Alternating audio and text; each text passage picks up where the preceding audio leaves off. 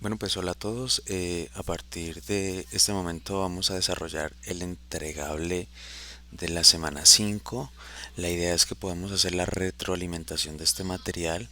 En particular, pues poder mostrar como el proceso en cada uno de los puntos que, que sea útil para que podamos, digamos, de manera paralela comprobar pues ese trabajo que se hizo en clase y atender ciertas inquietudes que seguramente pues nos permitirán llegar de manera mucho más eh, segura y con confianza a lo que va a ser nuestra primera prueba sumativa en la próxima semana. Bueno, sin más preámbulo, entonces comencemos.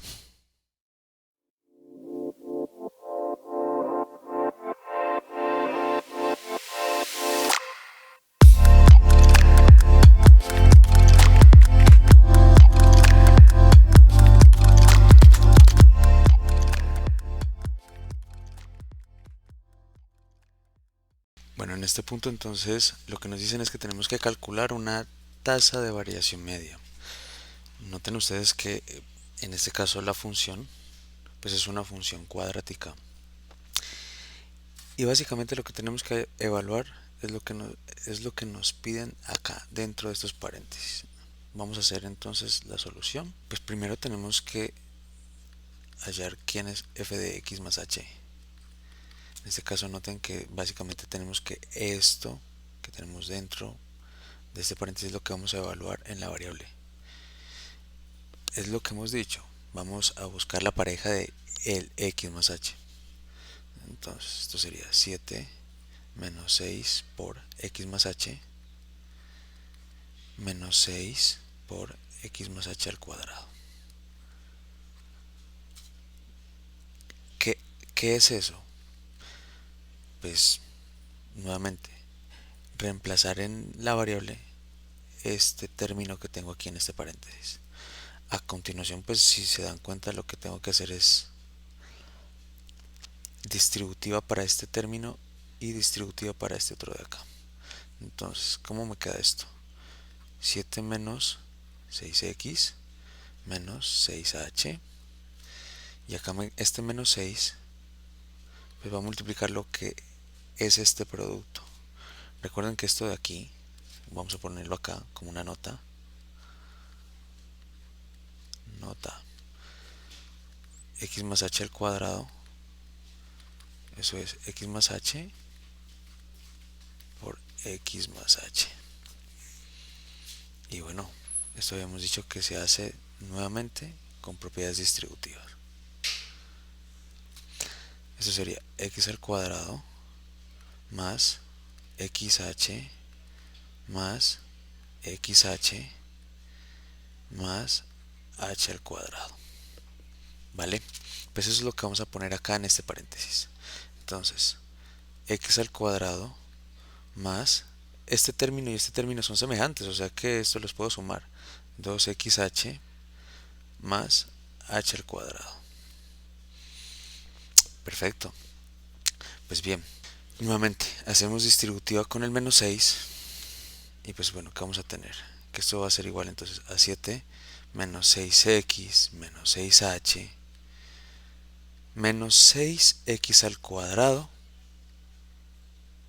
multiplicando este menos 6 con el primer término, multiplicando el menos 6 con el segundo término nos va a quedar entonces menos 12xh, y multiplicando este menos 6 con el tercer término pues nos va a quedar menos 6h al cuadrado.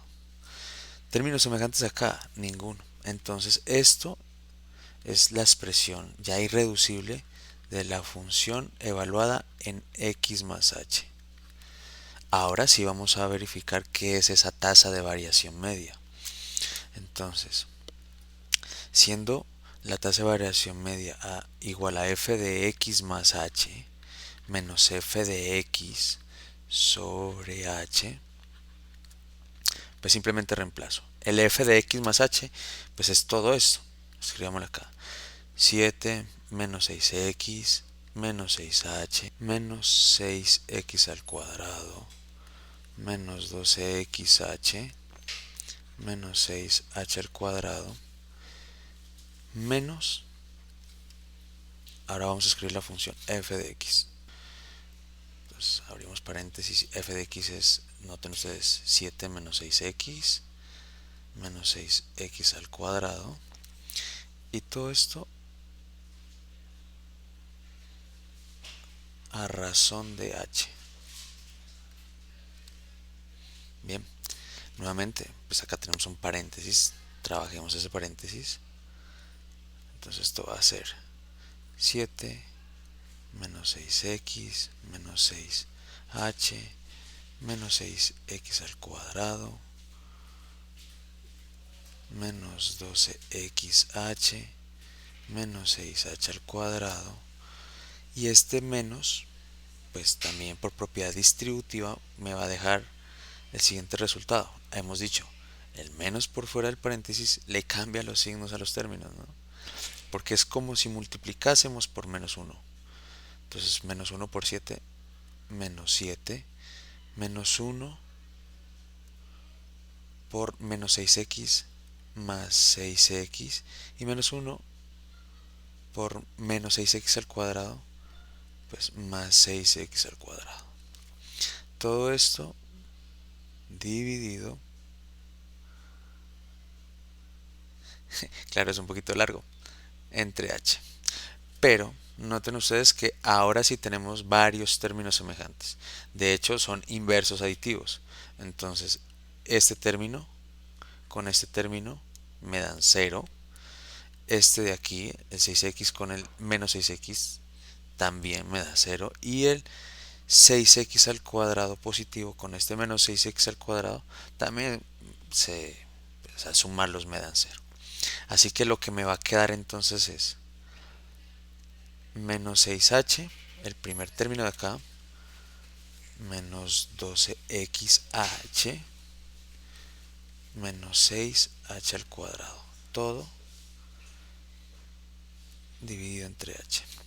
Y bueno, ya aquí casi terminamos. Aquí ¿qué podemos hacer? Pues noten que en la parte de arriba todos los términos tienen h, o sea que la podemos sacar como factor común, y nos va a quedar menos 6 menos 12x menos 6h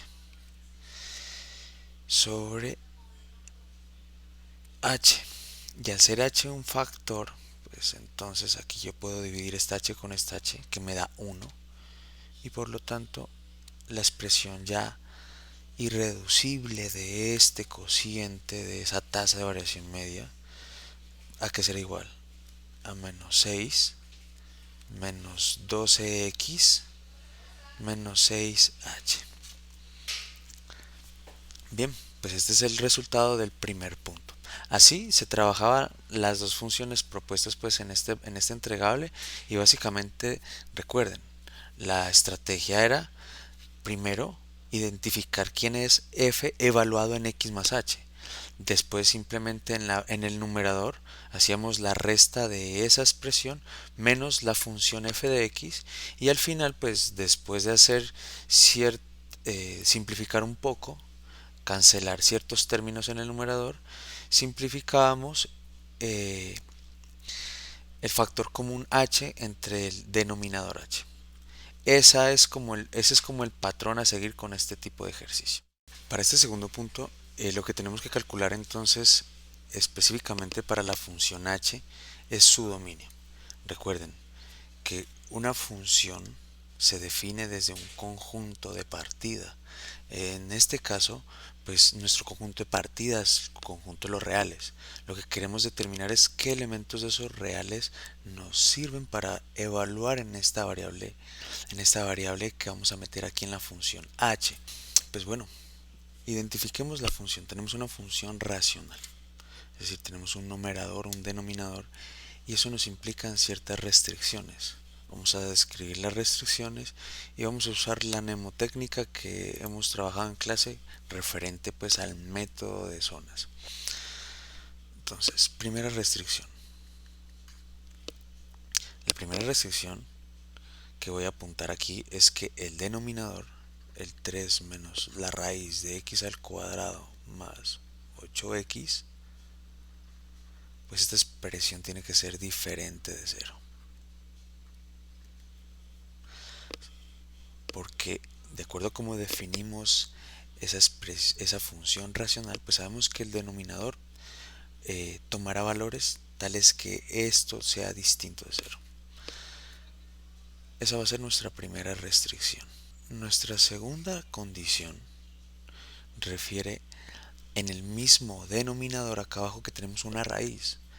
Esto implica que esta raíz, el x más 8 al cuadrado más 8x, x al cuadrado más 8x, esto tendrá que ser mayor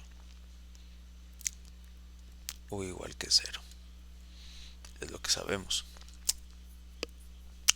¿Por qué no podemos calcular raíces con términos negativos?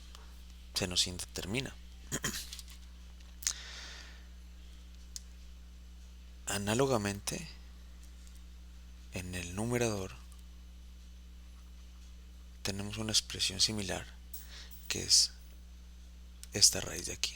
Entonces, la raíz cuarta de x al cuadrado menos 1 también deberá de ser mayor o igual que 0. Ok, y finalmente pues nos queda esta raíz cúbica.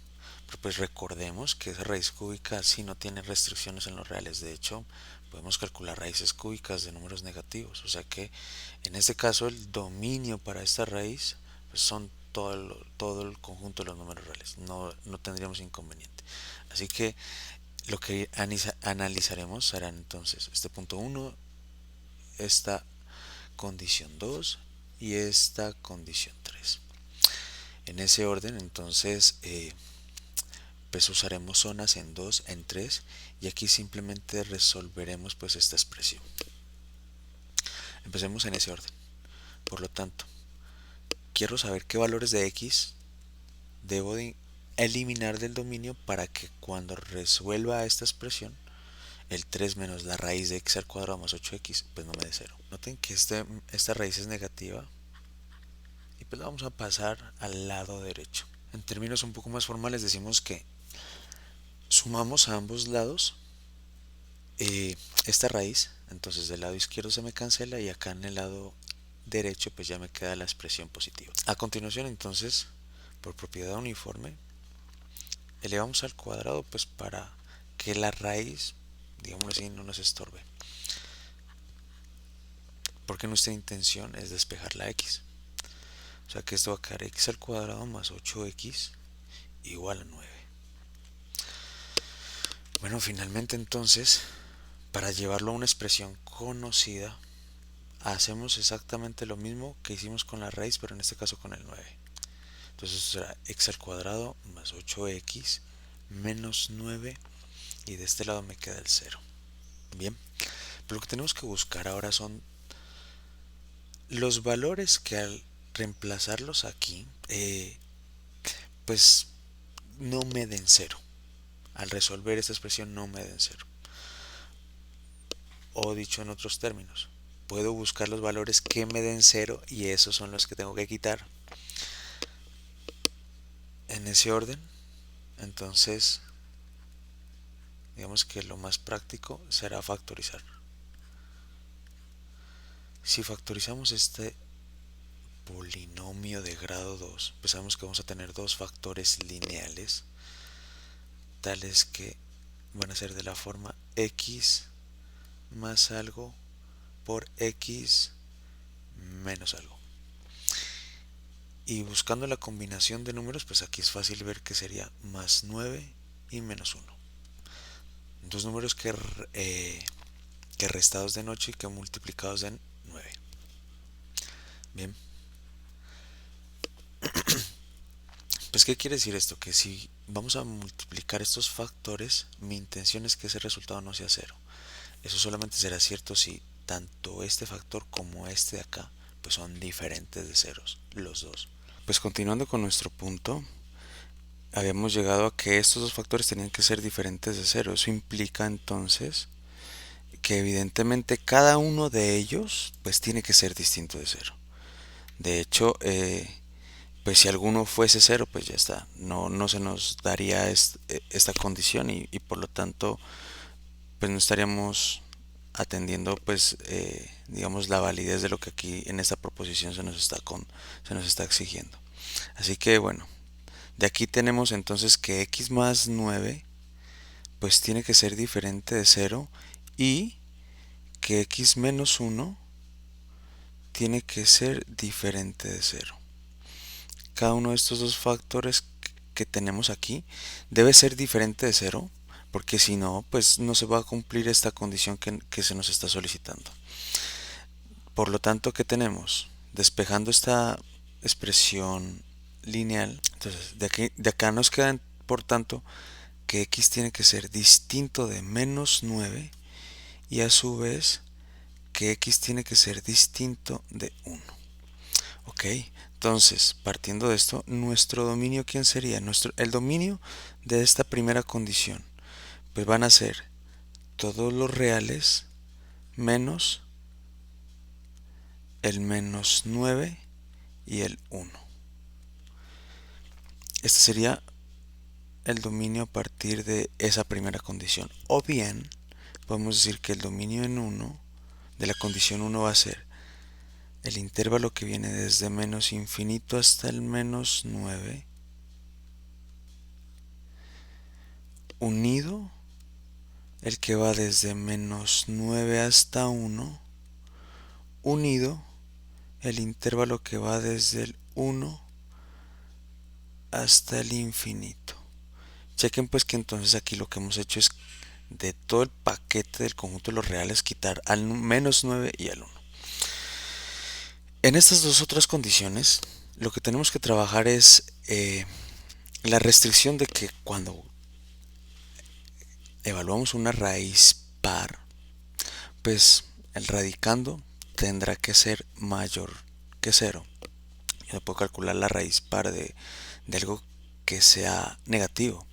Me explico, si aquí adentro yo tengo, por ejemplo, menos 25, pues no tengo un valor que multiplicado por el mismo me dé menos 25.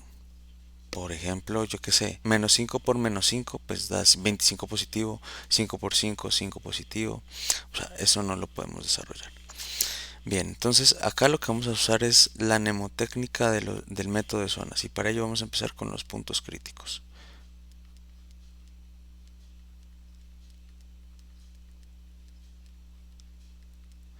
Para hallar los puntos críticos, lo que tenemos que hacer es que a lo que está dentro de la raíz, al argumento, lo igualamos a cero y resolvemos esta ecuación.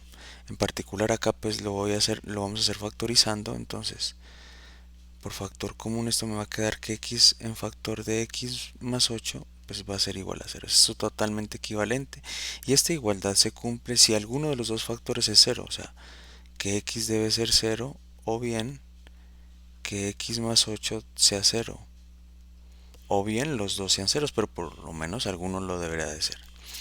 De aquí pues ya tenemos uno de los valores que nos interesaba encontrar y de acá sacamos el otro. El otro será x igual a menos 8. Con ello lo que hacemos ahorita sí es el método de zonas, ¿no? Entonces vamos a hallar las zonas. Para hallar las zonas lo que hacemos es dibujar el eje real y ubicamos nuestros puntos críticos. Son puntos nulos, de hecho, puntos donde no decidimos, digámoslo así, un signo, puntos indeterminados, puntos característicos. Bueno, a eso nos referimos cuando decimos un punto es crítico. Bien, entonces acá pues lo podemos ver, tenemos tres zonas, la zona 1, la zona 2 y la zona 3. La zona 1 no es más que el intervalo que viene desde el menos infinito hasta el menos 8. La zona 2 es el intervalo desde menos 8 hasta 0. Y la zona 3 es el intervalo de 0 a infinito. Lo que tenemos que identificar es que de estas tres partes que hemos en las que hemos separado al conjunto de los reales en este eje, pues ¿cuál nos sirve como, como elemento, como conjunto para evaluar sus términos en esta expresión que tenemos aquí en esta raíz?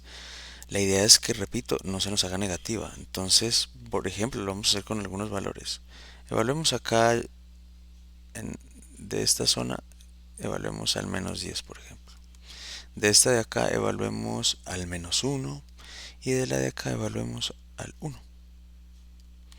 Entonces, -10, en esa expresión me quedaría, por tanto, -10 al cuadrado más 8 por -10. Eso es lo que está dentro de la raíz. ¿Cuánto nos da esto? Pues esto nos va a dar 100 menos 80. Y esto es 20. Chequen que este valor es positivo. Por lo tanto, la zona 1 sí la podemos usar para como elementos que podemos sustituir en esta raíz. Análogamente lo vamos a hacer con el -1. Entonces quedaría -1 al cuadrado más 8 por -1, que esto es 1 menos 8. Y esto nos da -7, que es un valor negativo. Por lo tanto, la zona 2 no la podemos usar en cuanto a que sus elementos harían que el argumento de la raíz nos diese negativo. Y finalizamos con la zona 3, con su elemento representativo como el 1. Entonces sería 1 al cuadrado más 8 por 1. En este caso, pues el resultado sería 1 más 8, que esto es 9 y que vemos que es positivo. O sea que, por tanto, el dominio de la restricción 2 no es más que la zona 1 unida a la zona 3. Es decir, el intervalo que viene desde el menos infinito hasta el -8 unido el intervalo que viene desde el 1 hasta el infinito. Noten en este caso que cuando yo evalúo -8 como uno de los extremos de este intervalo de la zona 1, por ejemplo, -8 hace que el resultado sea 0, ¿no? Porque pues es uno de los ceros de esa expresión. Por lo tanto, como la raíz de 0 existe, la raíz de 0 es 0, entonces a -8 lo puedo incluir. Y por ese mismo argumento al 1 también lo puedo incluir. Entonces lo colocamos aquí con corchetes para denotar que este límite también hace parte del intervalo del dominio. Bien, entonces, haciendo el mismo proceso, los puntos críticos para esta segunda raíz, pues tenemos que x al cuadrado menos 1 tendrá que ser igual a 0, y de acá nos queda que x más 1 por x menos 1 pues es igual a 0, y por tanto entonces x más 1 es 0 o x menos 1 es 0. De aquí despejando tenemos que x es menos 1 o bien que x es 1. Estos serían los dos puntos críticos para la restricción 3. ¿Qué hacemos con eso a continuación? Pues hallamos las zonas. En particular, entonces, vamos nuevamente al eje real a dividirlo en 3 tramos. La zona 1, la zona 2 y la zona 3. La zona 1 entonces en este caso viene desde el menos infinito hasta el menos 1. La zona 2 desde menos 1 hasta 1 y la zona 3 desde 1 hasta infinito. Ahora, evaluando las respectivas zonas en la restricción, pues yo lo voy a hacer con algunos ejemplos. En este caso voy a tomar al -2, aquí al 0 y aquí al 2. Entonces, ¿qué nos queda esto? Que -2 al cuadrado menos 1, por ejemplo, esto es 4 menos 1, que es 3. que es un valor positivo, o sea que la zona 1 sí sirve. En la zona 2 tengo que entonces 0 al cuadrado menos 1 es 0 menos 1, que es menos 1 y que es menor que 0. Esta zona no nos sirve. Y en la zona 3, nuevamente entonces nos queda que 2 al cuadrado menos 1 va a ser igual a 4 menos 1, que esto es 3, y que nuevamente esto es mayor que 0, o sea que esta zona sí nos sirve. De aquí entonces decimos que el dominio de la restricción 3 pues va a ser igual a la zona 1 unida a la zona 3. Es decir, el intervalo que viene desde menos infinito hasta menos 1, incluyendo el menos 1 porque el menos 1 es un 0, es decir, hace que esa expresión de 0 al reemplazarlo, y la raíz de 0 es 0. Entonces sí lo puedo usar como un límite extremo unido la zona 3 que viene desde el 1 hasta el infinito, incluyendo el 1 por la misma razón. Estos serían nuestros tres dominios de las tres restricciones que hemos identificado en la función h. A continuación, pues la tarea será entonces hacer la intersección de esos tres dominios. A continuación lo que vamos a hacer es verificar la intersección de estos tres dominios precisamente para hallar el dominio de h. Así que bueno, lo primero va a ser lo primero que vamos a hacer es dibujar nuestro eje real. Y en nuestro eje real vamos a ubicar a estos puntos críticos que hemos encontrado, puntos característicos. El menos 9 en este caso, el menos 8, menos 1, a 0 y a 1. Ubicados los puntos críticos en el eje real, pues vamos a proceder a pintar los tres dominios que tenemos. En este caso vamos a comenzar, por ejemplo, con el dominio 1. El dominio 1 me dice a mí que vengo desde el menos infinito, tomando todos los valores hasta el menos 9, perdón. Y paramos en menos 9. En menos 9 noten que tenemos un hoyo, un hueco. Sí, es decir, al menos 9 no lo tomamos. O sea que esto aquí lo voy a pintar con una bola abierta, indicando que ahí lo que vamos a hacer es un salto. Es decir, ese punto no lo vamos a tomar. Después seguimos desde el menos 9 hasta el valor 1, es decir, hasta acá. Entonces todos estos números que se encuentren entre los dos límites extremos, entre menos 9 y 1, pues los vamos a tomar, exceptuando el punto 1. Aquí también voy a pintar una bolita abierta, porque noten que aquí nuevamente hacemos un salto, el menos 1, el 1 no lo tomamos. Y finalmente hacia la derecha del 1, pues tomamos todos los valores hasta el infinito. ¿Listo? Esta sería la representación gráfica del dominio 1. En ese orden vamos a hacer lo mismo para la representación del dominio 2. Entonces en el caso del dominio 2 venimos nuevamente desde el menos infinito y nos acercamos en dirección hacia la derecha hasta llegar al menos 8. Aquí en el menos 8 paro, que es el punto crítico que se muestra aquí.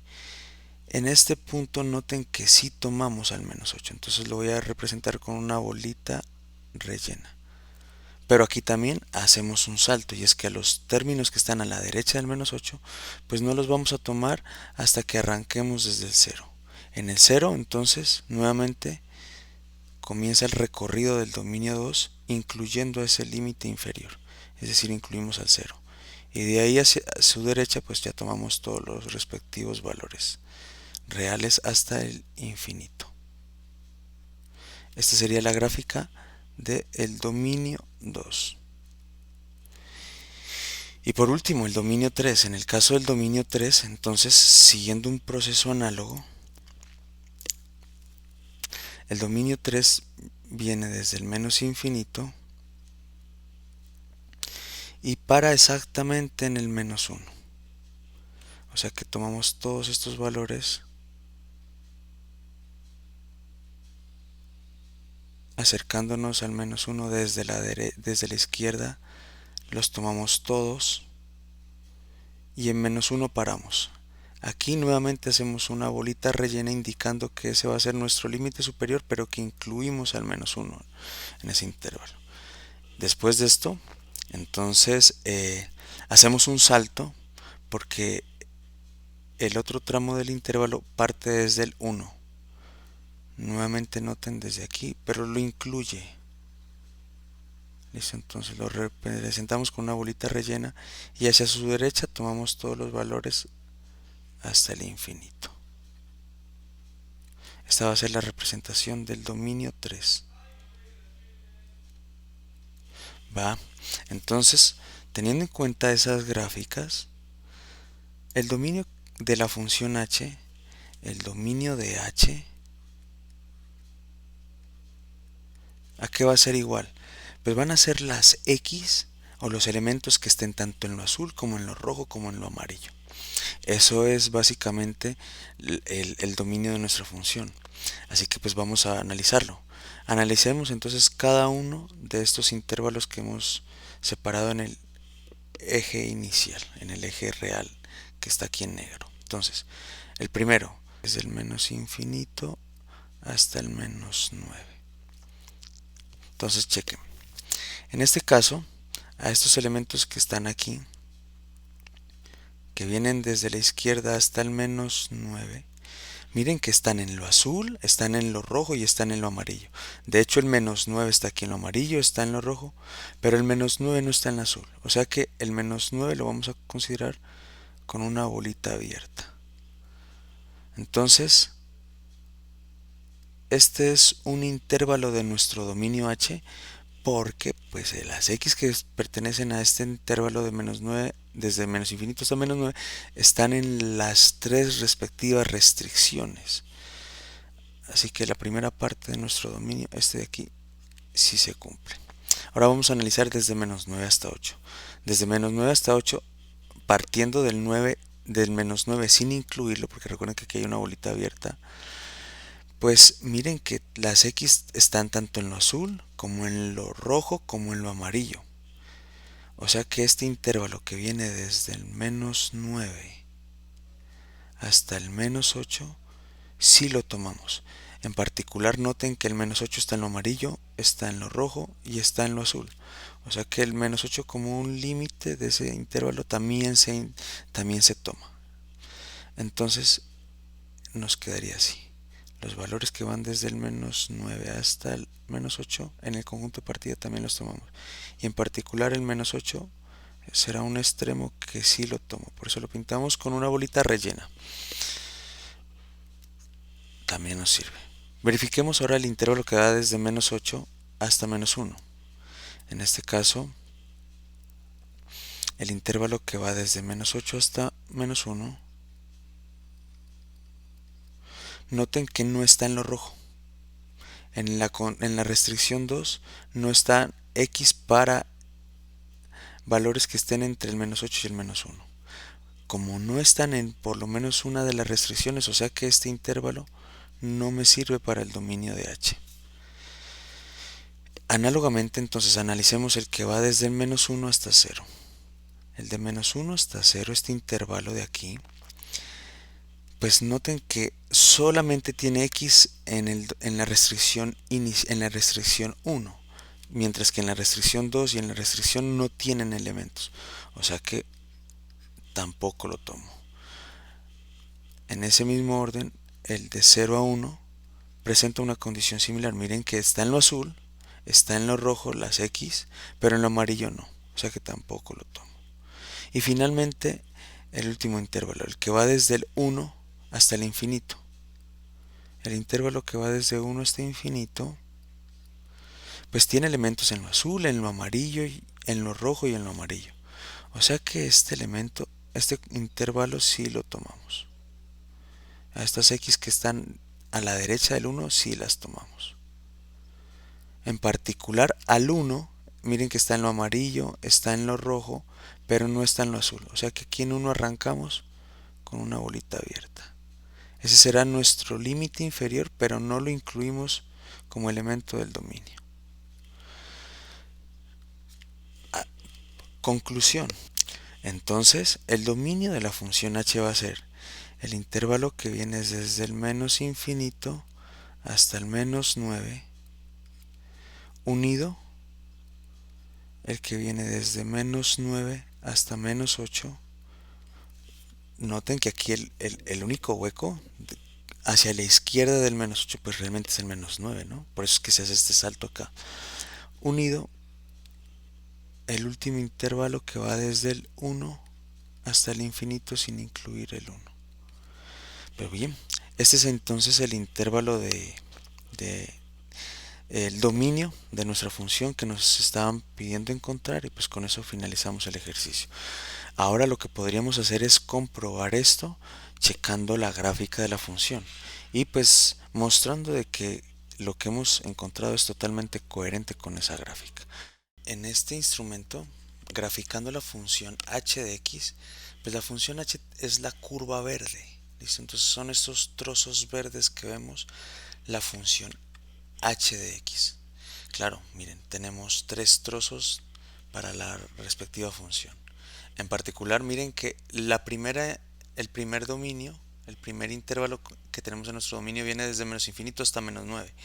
Y la curva verde, de hecho, nos muestra precisamente que se prolonga desde el menos infinito hasta el menos 9. Menos 9, miren cómo la curva se va doblando y que nunca lo toca, es decir, que menos 9 es una asíntota. Asimismo, tenemos un trozo de la curva desde menos 9 hasta menos 8. Chequen que en particular la curva también viene doblándose desde el menos 9 y llega hasta el menos 8. O sea que tomamos a todos los x entre esos dos valores. En particular al menos 8 también lo incluimos. Porque noten acá que menos 8 sería el punto A. En el punto A tenemos que la pareja del menos 8, de acuerdo a esta función, sería un cuarto o 0,25, ¿no? 0,25.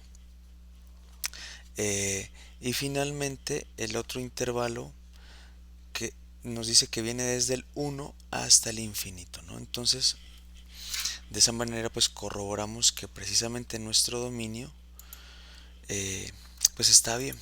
Es correcto pues lo que hemos hecho, el cálculo que hemos hecho. Aquí me faltó decir que el menos 8 lo incluimos, que es lo que teníamos arriba, no lo coloqué así, vale, con corchetico. Este será entonces el dominio de nuestra función h. Con eso pues finalizamos el punto 2. Bueno, vamos a hacer ahorita el punto siguiente. En este caso hablamos del punto número 3. Nos dicen que dada esta igualdad, que mostremos que lo que se tiene aquí, que esta ecuación realmente es una identidad. Resolviendo en este caso una cierta parte de la ecuación, vamos a tratar de simplificar y de llevarlo a una expresión donde ya podamos identificar de forma explícita lo que nos dan al inicio. Entonces, vamos a hacerlo. Solución.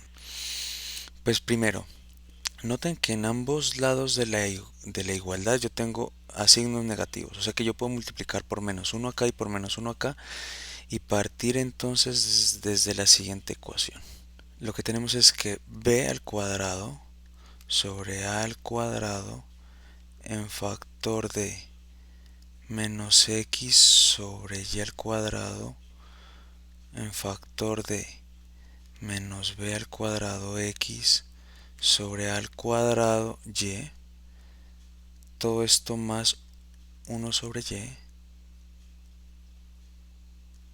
es igual a b a la 4 sobre a al cuadrado y al cubo. Noten que lo único que hice fue quitar el negativo de aquí y el negativo de la izquierda y el negativo de la derecha. Ese fue el primer paso. Por propiedad uniforme, multiplicar a ambos lados por menos 1. Ahora,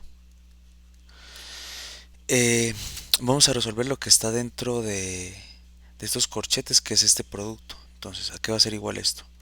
A b al cuadrado sobre a al cuadrado en factor de Pues este término multiplicado por este, porque son fracciones, y recuerden que en las fracciones multiplicamos numerador con numerador y denominador con denominador, pues nos queda lo siguiente, ¿no? X por X, X al cuadrado, y la B al cuadrado la colocamos tal cual, expresada como el producto.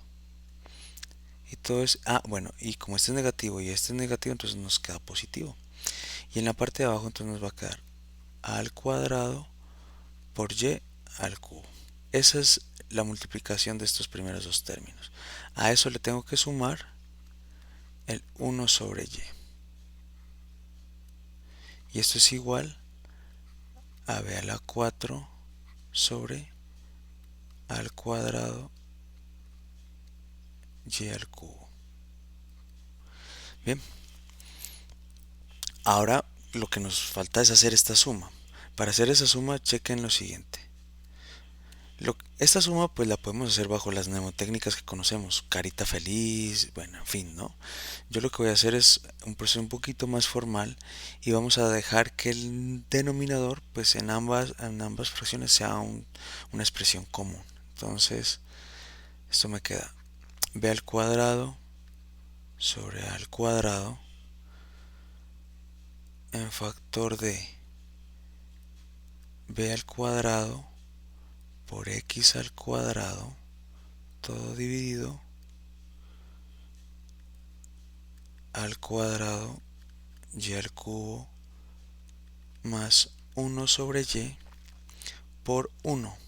Des en cuenta que al multiplicar esta expresión por 1, pues básicamente no la estoy alterando en lo absoluto, porque todo lo que se multiplica por 1 da evidentemente el mismo término. Es decir, recordemos la propiedad de que el 1 es el elemento neutro del producto, ¿no? Entonces aquí realmente no lo estoy afectando.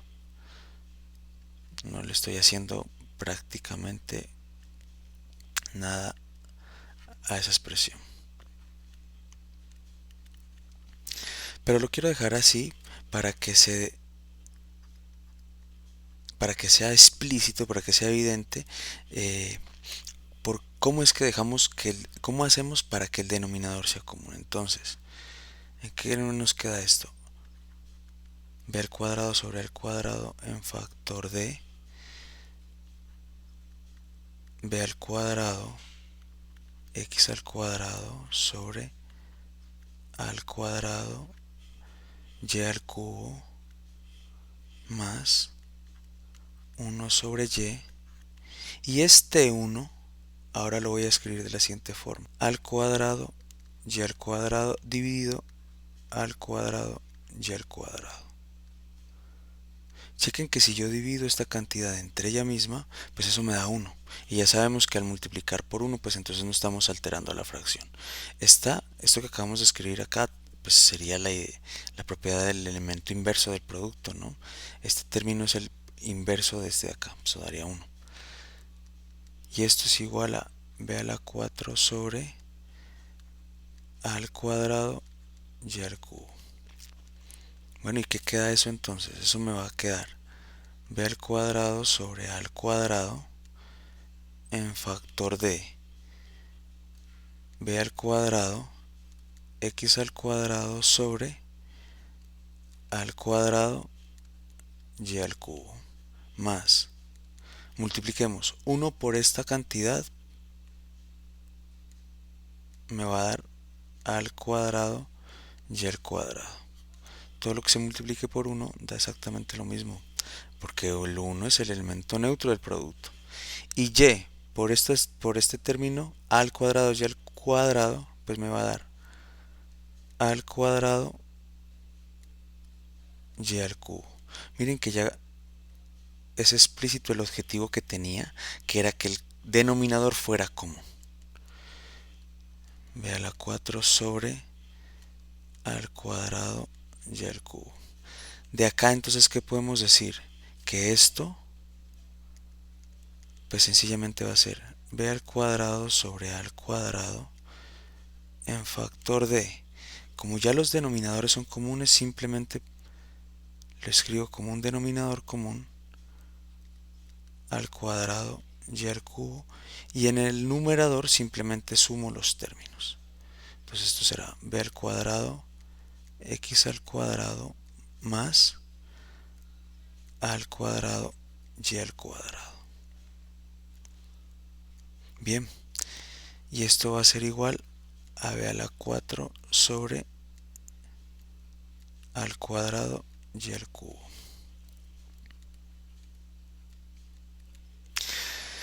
¿Qué es esto que tenemos acá en este numerador?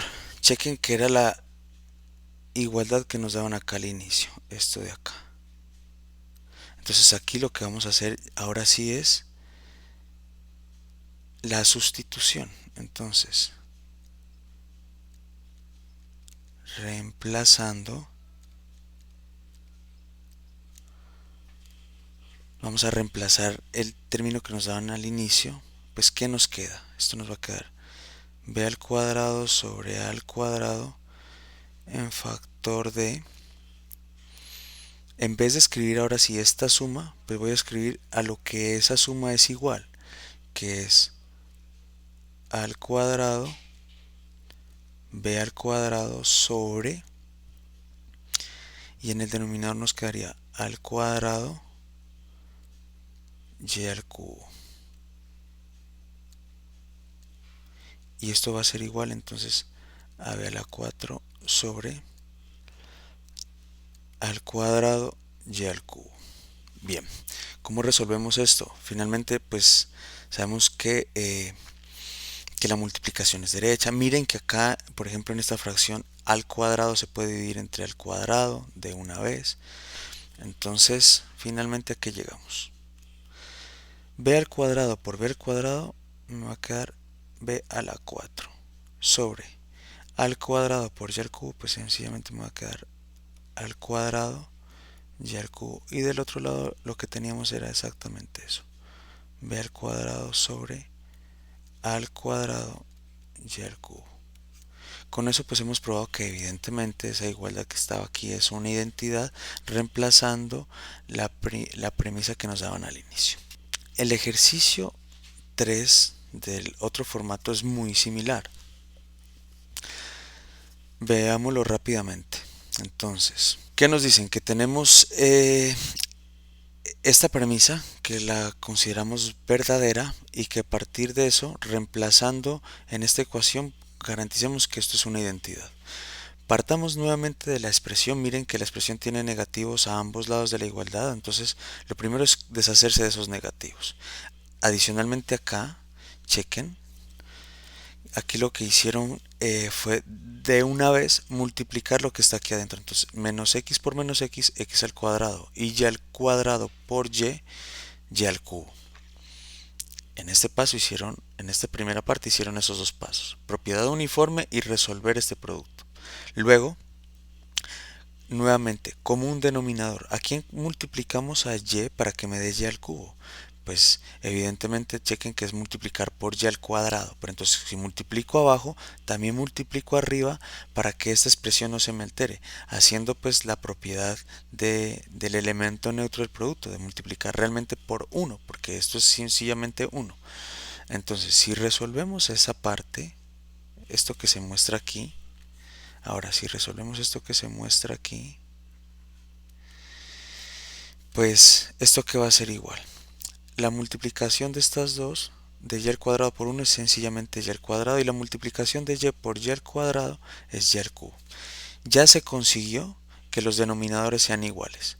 Basta entonces de sumar la parte de arriba, es decir, que tenemos esta igualdad que se da a continuación, esta de aquí. Noten que ahora sí, ya el denominador a ser igual se pone solamente uno solo y se suman los numeradores. Y esta expresión que está aquí es la que nos daban en la premisa inicial. O sea que aquí lo que hacemos es reemplazar. Entonces reemplazando la premisa inicial, pues esto es r al cuadrado y con eso se prueba la identidad. Un proceso muy análogo pues al ejercicio que nosotros hicimos inicialmente. Con eso terminamos el desarrollo del punto 3. En el punto 4 nos presentan un sistema de ecuaciones 2 por 2 lineal, ¿no? La idea es que pues podamos interpretar el sistema.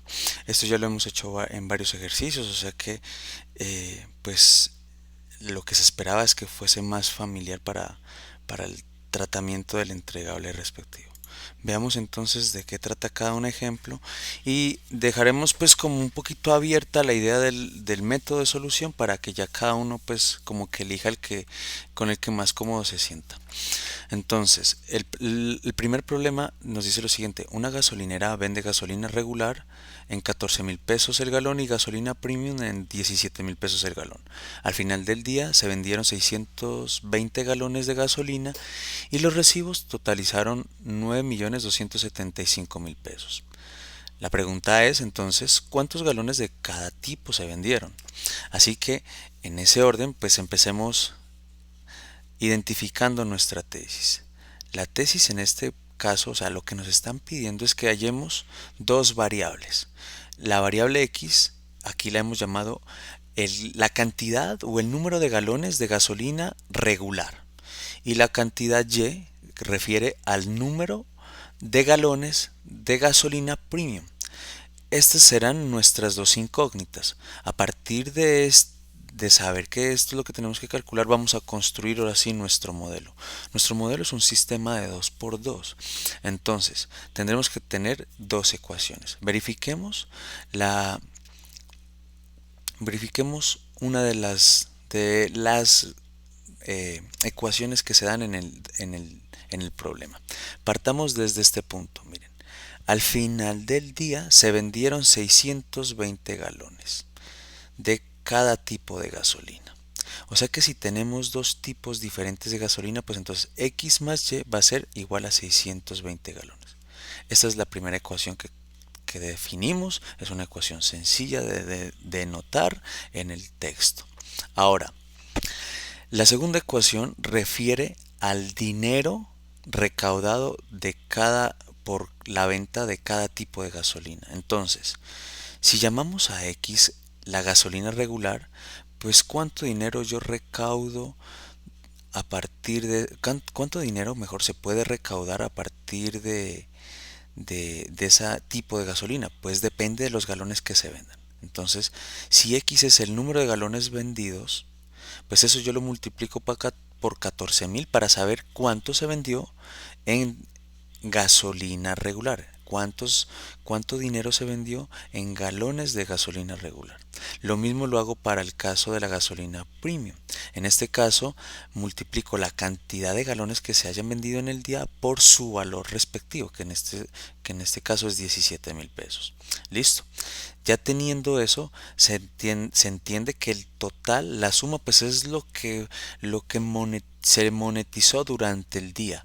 Que aquí nos dicen, el total fueron de 9.275.000. Así que esta es la segunda ecuación. Resolver este sistema, pues ya nos dice, bueno, de entre los recursos nosotros sabemos que lo podemos hacer por alguno de los métodos que hemos visto en clase, ya sea por sustitución, por eliminación, por igualación, por las reglas de Kramer, en fin. Eh, lo cierto es que entonces, como respuesta,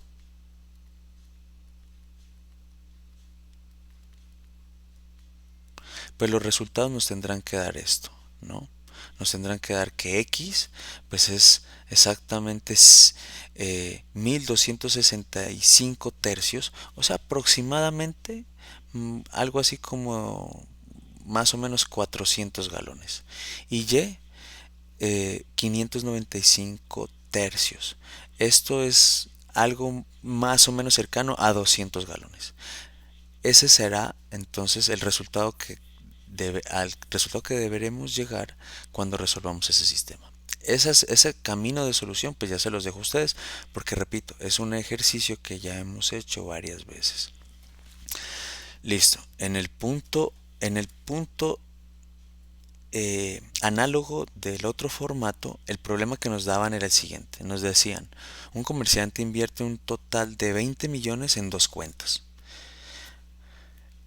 Una paga al 11.1% y la otra al 8.2% de interés simple al año. El interés anual que él percibe fue de 1.935.800 dólares. La pregunta aquí entonces es, cuánto invirtió en cada tasa. Entonces noten lo siguiente, notemos lo siguiente. Identifiquemos la pregunta, ¿cuánto invirtió en cada tasa? Y como lo hice en el ejercicio, pues son dos cuentas, o sea que tenemos dos tasas diferentes. Así que nuestra tesis respectiva, a lo que tenemos que hallar es encontrar estas dos variables, estas dos incógnitas, donde una va a ser el dinero invertido en la tasa 1 y la otra incógnita pues el dinero invertido en la tasa 2. Esto es claro, esto es claro. Ahora sí, vamos a construir un modelo que nos relacione esas dos variables y que nos permita pues la tarea de encontrarlas. El modelo nos dice lo siguiente. Entonces, partiendo de eso, pues veamos la primera parte. Dice, un comerciante invierte un total de 20 millones en dos cuentas. O sea que X más Y pues tendrá que ser igual a 20 millones, que son nuestras dos inversiones. Esta ecuación es sencilla. Listo. La otra ecuación refiere entonces al interés recaudado. Y es que, miren que nos dice, en una de las tasas, pues el interés que se paga es del 11.1%. O sea que, ¿cuánto dinero yo puedo recibir? Pues básicamente depende de cuánto yo invierta ahí. Y eso se multiplica por la tasa que se paga.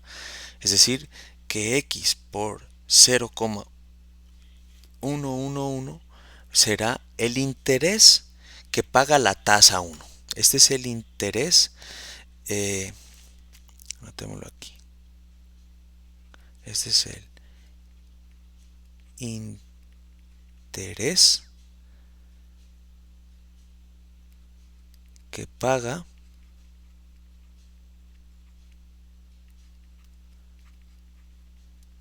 la cuenta de la tasa 1. Y este de acá, el segundo, exactamente equivalente será el interés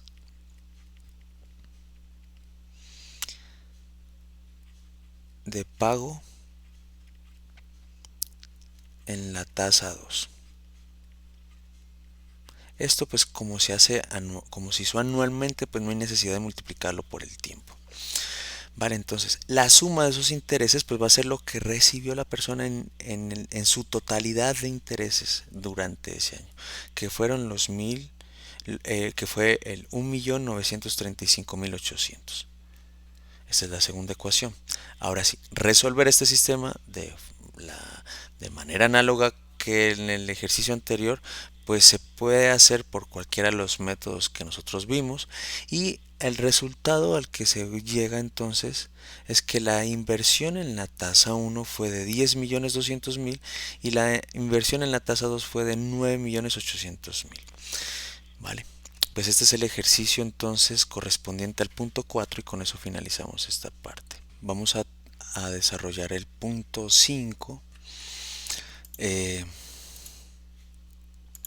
En particular aquí, ¿qué es lo que nos piden? Nos dicen que tenemos que hallar el área de esta región sombreada, lo que hemos llamado pues como esta flor que está en azul, ¿cierto? Miren que es una figura lo más de bonita y bueno, el ejercicio aquí será encontrar pues cuál es la medida de su superficie. Para eso nos muestran como el paso a paso de su construcción, que fue tener un cuadrado de lado LL y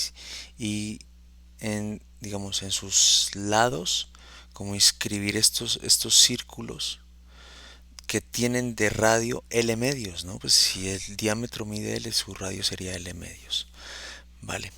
La intersección entre estas figuras entonces pues resulta en esa flor de color azul. Vamos a ver entonces cómo podemos medir el área. Y es que el proceso que yo voy a seguir en este caso no va a ser tan directo, es decir, no voy a calcular directamente la medida de cada una de estos pétalos, sino que de hecho voy a calcular el área de la región no sombreada. Pero entiéndase que si yo calculo el área de la región no sombreada, pues la sombreada será el cuadrado menos esa región no sombreada, ¿no? Entonces, para ello, noten lo siguiente. Vamos a hacer la siguiente nota. Nota. Analizando esta figura que está acá y esta que está aquí, miren que dentro del cuadrado al- el cuadrado alcanza a cubrir medio círculo de de este círculo C y medio círculo de este círculo D. Es decir, dentro del cuadrado tenemos dos semicírculos, que aquí los hemos detallado con estas rayitas negras. Tenemos dos semicírculos. Que bien, si nosotros cogemos esos semicírculos y los invertimos como se muestran aquí, pues realmente lo que tenemos es un círculo. Es decir, que dentro de nuestro cuadrado, si yo analizo la superficie que abarca de esos círculos, pues teniendo en cuenta eso, mi cuadrado abarca dos semicírculos que se convierten básicamente en un círculo completo. Es decir, que dentro de mi cuadrado tengo a un círculo inscrito, un círculo dentro de él. Por tanto, esta figura que está aquí, le vamos a llamar a esta figura que es que es la región no sombreada. Esta figura que queda aquí eh, la vamos a llamar el reloj de arena. Entonces, esta región no sombreada del reloj de arena, su área va a ser igual al área del cuadrado menos el círculo. O sea que entonces el área del reloj de arena va a ser igual al área del cuadrado, que en este caso el cuadrado pues tiene de dimensiones L y L, entonces va a ser igual a L al cuadrado, base por ancho. Este sería el área de mi cuadrado menos el área de un círculo completo, que en este caso sería pi por el radio, que ya sabemos que el radio es L medios al cuadrado. Bien, este es el área de ese reloj de arena.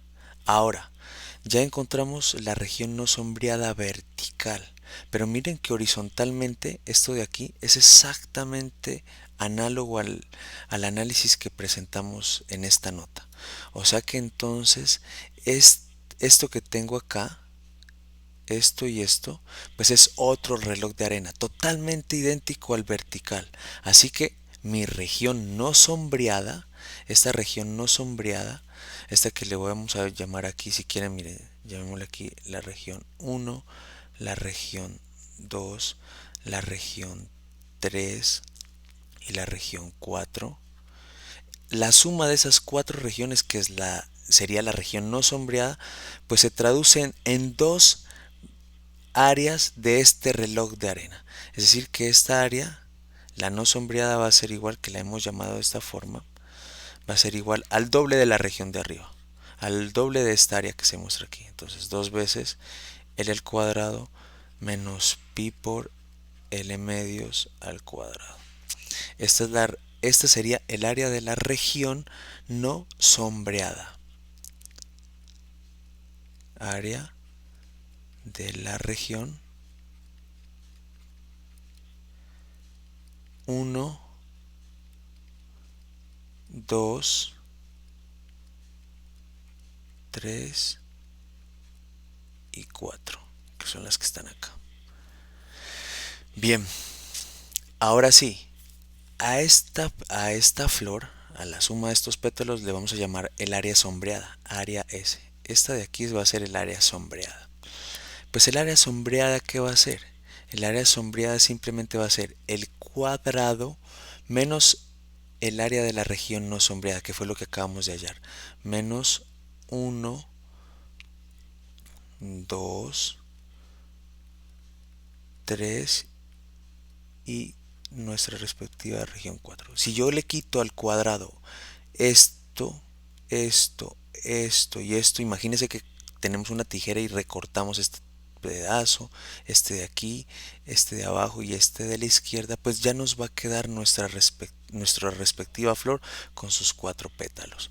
Así que el área sombreada entonces nuevamente va a ser el área del cuadrado, el al cuadrado menos esto que tengo acá, menos, entonces 2 por L al cuadrado menos pi por L medios al cuadrado. Y ya, Con eso hemos encontrado entonces eh, una expresión para calcular el área de esta flor, de estos 4 pétalos, en términos específicamente de L, del lado del cuadrado. Con eso pues entonces ya hemos desarrollado el ejercicio, que era lo que nos pedía, una expresión general en términos de L. Finalizamos entonces con el otro punto análogo al que hicimos de esta gráfica, donde lo que nos piden es exactamente algo equivalente, ¿no? Nos piden encontrar el área de esta región sombreada. Llamemos a esta el área de, del ojo azul. Entonces, pues miren, tenemos que este ojo azul está inscrito en este cuadrado. Y lo que tenemos es que determinar una expresión en términos de L. Entonces, pues aquí vamos a hacer varios análisis. Estas de acá arriba van a ser nuestras notas.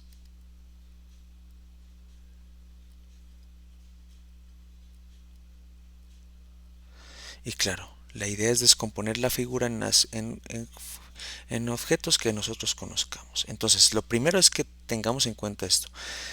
¿Qué tanto abarca mi cuadrado de esa circunferencia que pues son las figuras que vemos se están interceptando, ¿no? Se están cruzando unas con otras? Entonces, chequen que de toda la circunferencia que aquí se llama C, mi cuadrado L abarca una cuarta parte de ella. Miren que abarca esta cuarta parte, ¿sí? Entonces esa es la primera nota que se hace acá. Miren que el cuadrado abarca la cuarta parte de esa circunferencia. Entonces, teniendo en cuenta eso, pues miremos a qué va a ser igual el área de esa cuarta parte de la circunferencia, eso que se muestra, eso que acabo de yo remarcar acá. Pues hemos dicho que si el área de la circunferencia es pi por su radio al cuadrado, y en este caso el radio es el mismo lado del cuadrado, el radio es L, entonces el área de la circunferencia siendo pi por L al cuadrado, su cuarta parte, la cuarta parte de su superficie, pues va a ser esta cantidad dividido entre 4. O sea que esto que yo acabo de marcar aquí no es más, esta cuarta parte de la circunferencia no es más que pi por L al cuadrado sobre 4.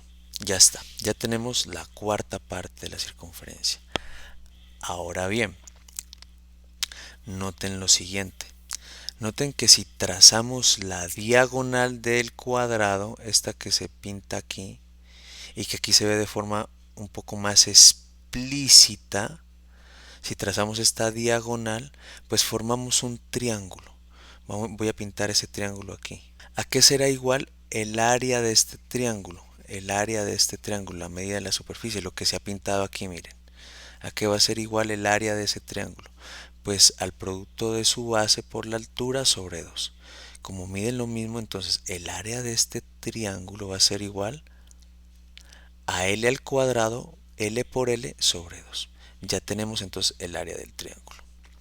Ahora bien, si llegamos y a este cuarto de circunferencia le quitamos el triángulo que acabamos de calcular, pues ¿qué nos va a quedar? Nos va a quedar esta figura de acá, miren. Nos va a quedar esta figura. Si yo al cuarto de la circunferencia, esto que está aquí en azulito, a todo lo que está aquí en azulito, le quito el triángulo que hemos marcado, me va a quedar la mitad de el ojo, la mitad, me va a quedar la mitad del ojo. Miren que me va a quedar exactamente eso, la mitad de este ojo. A esta área, a la mitad del ojo le vamos a llamar el área M, el área de la mitad. Entonces el área M, repito, va a ser el área de un cuarto de la circunferencia menos el área del triángulo. Reemplazando los datos que ya las hallamos, pues entonces el área M queda definida de esta forma. Ya queda claro entonces a qué va a ser igual el área de la mitad de nuestro ojo. Y finalmente, entonces el área del ojo en cuestión, el área de O, llamémoslo así, en este caso el área de nuestro ojo, el área de O, esta área, ¿a qué va a ser igual? Pues al doble de esta área que llamamos aquí área sub M. Entonces, el doble de esa área será el área de nuestro ojo. Y sencillamente reemplazando, pues el área de nuestro ojito azul va a ser igual a esta expresión. Muy sencilla de calcular, pues si logramos pues descomponer esas figuras. Con esto entonces finalizamos esta parte del entregable, de los ejercicios. La idea entonces es que pues este material nos pueda servir como un recurso para atender esas últimas inquietudes, finiquitar ese trabajo que hemos venido desarrollando y poder dar así entonces atención oportuna para lo que será entonces nuestra prueba sumativa de la siguiente semana. No siendo más, entonces me despido y pues volveremos ya para una próxima ocasión, seguramente en alguno de los videos que iremos montando.